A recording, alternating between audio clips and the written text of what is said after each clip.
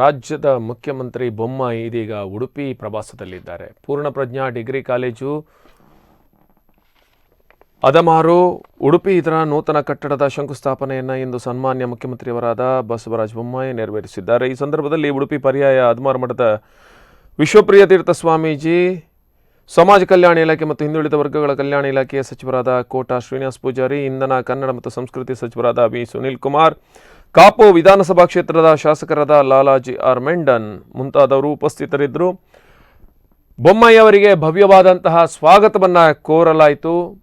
ಮಂಗಳೂರಿಗೆ ಆಗಮಿಸಿ ಅಲ್ಲಿಂದ ನೇರವಾಗಿ ಉಡುಪಿಗೆ ಆಗಮಿಸಿದ್ದಾರೆ ಬಸವರಾಜ ಬೊಮ್ಮಾಯಿ ಅವರು.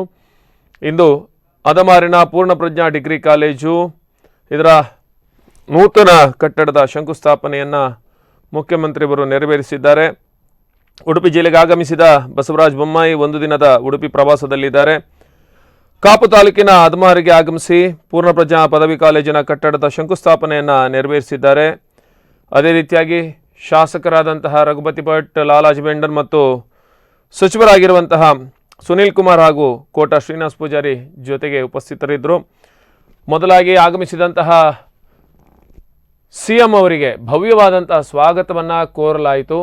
ಅದೇ ರೀತಿಯಾಗಿ ಇದೇ ಸಂದರ್ಭದಲ್ಲಿ ಅವರು ಕಾಪು ಹೊಸ ಮಾರಿಗುಡಿಗೂ ಭೇಟಿಯನ್ನು ನೀಡಿದ್ದಾರೆ. ಇದಕ್ಕೂ ಮುನ್ನ ಮಂಗಳೂರಿನ ಅಂತಾರಾಷ್ಟ್ರೀಯ ವಿಮಾನ ನಿಲ್ದಾಣದಲ್ಲಿ ಮಾಧ್ಯಮದವರೊಂದಿಗೆ ಮಾತನಾಡಿದಂತಹ ಸಿಎಂ ಅವರು ಕರಾವಳಿ ಭಾಗದಲ್ಲಿ ಬೆಳಕಿಗೆ ಬಂದಿರೋ ಅನೈತಿಕ ಪೊಲೀಸ್ ಗಿರಿ ಬಹಳ ಸೂಕ್ಷ್ಮವಾಗಿರೋ ವಿಚಾರ ಎಂದು ಹೇಳಿದರು. ರಾಜ್ಯದ ಮುಖ್ಯಮಂತ್ರಿ ಬೊಮ್ಮಾಯಿ ಹಲವು ಕಾರ್ಯಕ್ರಮಗಳಿಗೆ ಉಡುಪಿ ಭೇಟಿ ನೀಡಿದ್ದಾರೆ. ಇದಕ್ಕೂ ಮುನ್ನ ಅವರು ಮಂಗಳೂರಿನ ಅಂತಾರಾಷ್ಟ್ರೀಯ ವಿಮಾನ ನಿಲ್ದಾಣದಲ್ಲಿ ಮಾತನಾಡಿ, ಸಮಾಜದಲ್ಲಿ ನಾವೆಲ್ಲರೂ ಜವಾಬ್ದಾರಿ ಹೊಂದಬೇಕಾಗುತ್ತೆ. ಸಮಾಜದಲ್ಲಿ ಹಲವಾರು ಭಾವನೆಗಳಿದ್ದಾವೆ. ಈ ಭಾವನೆಗಳಿಗೆ ಧಕ್ಕೆ ಆಗದ ಹಾಗೆ ನಾವು ನಡೆದುಕೊಳ್ಬೇಕು. ಈ ಭಾವನೆಗಳಿಗೆ ಧಕ್ಕೆ ಆದಾಗ ಸಹಜವಾಗಿ ಆಕ್ಷನ್ ಆ್ಯಂಡ್ ರಿಯಾಕ್ಷನ್ ಆಗುತ್ತೆ. ಕಾನೂನನ್ನು ಕಾಪಾಡುವ ಜೊತೆಗೆ ಸಾಮಾಜಿಕ ಸಾಮರಸ್ಯ ಕಾಪಾಡುವುದು ಸರ್ಕಾರದ ಕರ್ತವ್ಯ ಎಂದು ಹೇಳಿದರು. ಯುವಕರು ಕೂಡ ಸಾಮಾಜಿಕವಾಗಿ ಧಕ್ಕೆ ಆಗದಂತೆ ನೋಡಿಕೊಳ್ಬೇಕು. ಮೊರಾಲಿಟಿ ಅನ್ನೋದು ಸಮಾಜದಲ್ಲಿ ಬೇಕಲ್ವಾ? ನೈತಿಕತೆ ಇಲ್ಲದೆ ಬದುಕೋಕೆ ಆಗತ್ತಾ? ಇವತ್ತು ನಾವು ನೈತಿಕತೆ ಇಲ್ಲದೆ ಬದುಕೋಕೆ ಆಗಲ್ಲ. ನಮ್ಮೆಲ್ಲ ಸಂಬಂಧಗಳು ಮತ್ತು ಶಾಂತಿ ಸುವ್ಯವಸ್ಥೆ ಇರೋದು ನೈತಿಕತೆ ಮೇಲೆ ಎಂದು ಹೇಳಿದರು.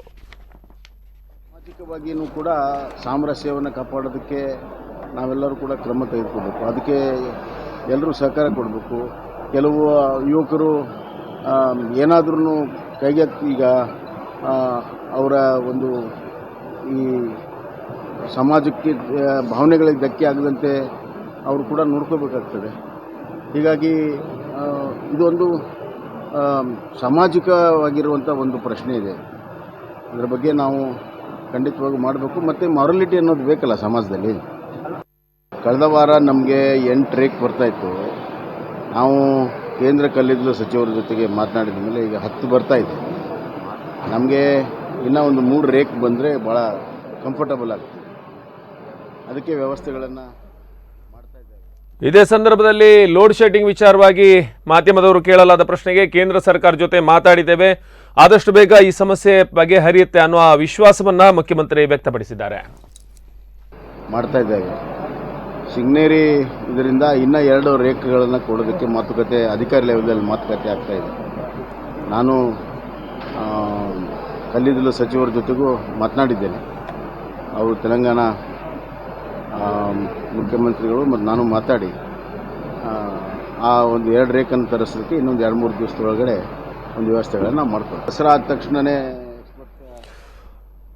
ಉಡುಪಿಗೆ ಆಗಮಿಸಿ ಇಲ್ಲಿನ ಶಂಕುಸ್ಥಾಪನಾ ಕಾರ್ಯಕ್ರಮಗಳಲ್ಲಿ ಭಾಗವಹಿಸಿದ ಸಿಎಂ ಬಳಿಕ ಮಕ್ಕಳಿಗೂ ವ್ಯಾಕ್ಸಿನ್ ವಿಚಾರವಾಗಿ ಅವರು ಮಾತಾಡಿದ್ದಾರೆ. 2 ರಿಂದ 18 ವರ್ಷದ ಮಕ್ಕಳಿಗೆ ವ್ಯಾಕ್ಸಿನ್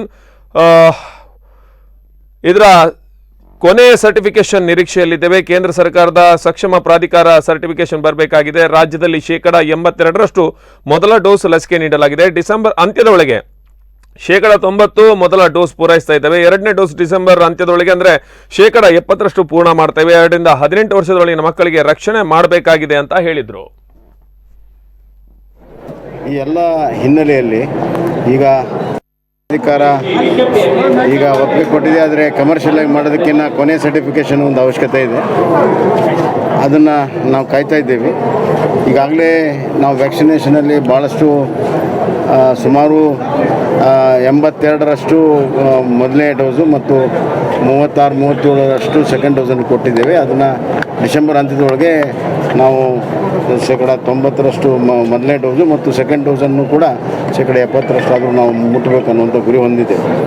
ಈ ಎಲ್ಲ ಹಿನ್ನೆಲೆಯಲ್ಲಿ ಈಗ 2 ವರ್ಷದಿಂದ 18 ವರ್ಷದ ಮಕ್ಕಳಿಗೆ ನಾವು ಸುರಕ್ಷತೆ ಮಾಡೋದರಲ್ಲಿ ನಮ್ಮ ಸರ್ಕಾರ ಎಲ್ಲ ಕ್ರಮಗಳನ್ನು ನಾವು ತೆಗೆದುಕೊಳ್ತೇವೆ. ಒಂದು ಸತಿ ಫೈನಲ್ ಡಿಸಿಷನ್ ಆದಮೇಲೆ ಅದಕ್ಕೆ ಎಲ್ಲ ಕ್ರಮಗಳನ್ನು ನಾವು ಜರುಗಿಸ್ತೀವಿ. ಇತ್ತೀಚಿನ ದಿನಗಳಲ್ಲಿ ಚರ್ಚೆ ಆಗ್ತಿರೋದು ಒಂದು ಗೋಹತ್ಯೆ ಮತ್ತು ಮತಾಂತರ, ಇದರ ಬಗ್ಗೆ ಸರ್ಕಾರ ಕಾಯ್ದೆ ಮತ್ತಷ್ಟು ಗೋಹತ್ಯೆ ನಿಷೇಧ ಕಾಯ್ದೆ ಈಗಾಗಲೇ ಆಗಿದೆ.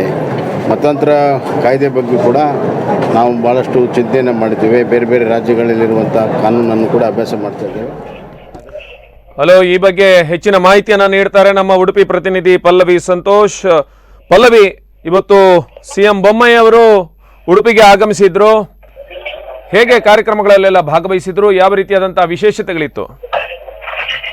ಉಡುಪಿಯ ಮುಖ್ಯಮಂತ್ರಿಯವರು ಉಡುಪಿಯ ಪ್ರವಾಸದಲ್ಲಿದ್ದಾರೆ. ಹಲವಾರು ಶೈಕ್ಷಣಿಕ ಕಾರ್ಯಕ್ರಮಗಳ ಏನು ಶಂಕುಸ್ಥಾಪನೆ ನಡೆಸ್ತಾ ಇದ್ದಾರೆ.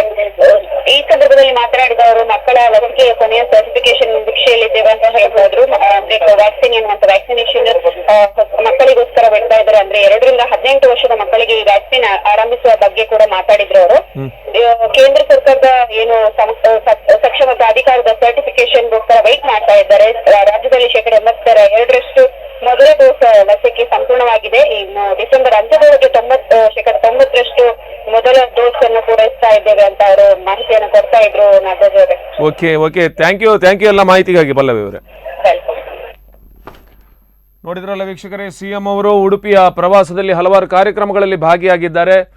ಉಡುಪಿಯ ಪೂರ್ಣಪ್ರಜ್ಞಾ ಸಮೂಹ ಸಂಸ್ಥೆಗಳ ಶಂಕುಸ್ಥಾಪನಾ ಕಾರ್ಯಕ್ರಮ ಇರಬಹುದು ಅಥವಾ ಇನ್ನಿತರ ಕಾರ್ಯಕ್ರಮಗಳಲ್ಲಿ ಭಾಗವಹಿಸಿದ್ದಾರೆ. ಇದೇ ಸಂದರ್ಭದಲ್ಲಿ ಅನೇಕ ವಿಚಾರಗಳನ್ನು ಅವರು ಸ್ಪಷ್ಟಪಡಿಸಿದ್ದಾರೆ. ನೈತಿಕ ಪೊಲೀಸ್ಗಿರಿ ಬಗ್ಗೆ, ಲೋಡ್ ಶೆಡ್ಡಿಂಗ್ ಬಗ್ಗೆ, ಹಾಗೆ ಮಕ್ಕಳಿಗೆ ವ್ಯಾಕ್ಸಿನ್ ಕೊಡೋ ವಿಚಾರವಾಗಿ ಅವರು ಮಾತಾಡಿದ್ದಾರೆ.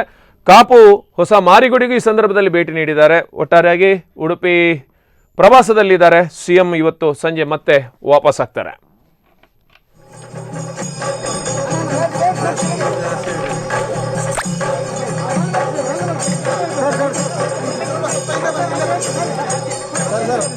ಸರ್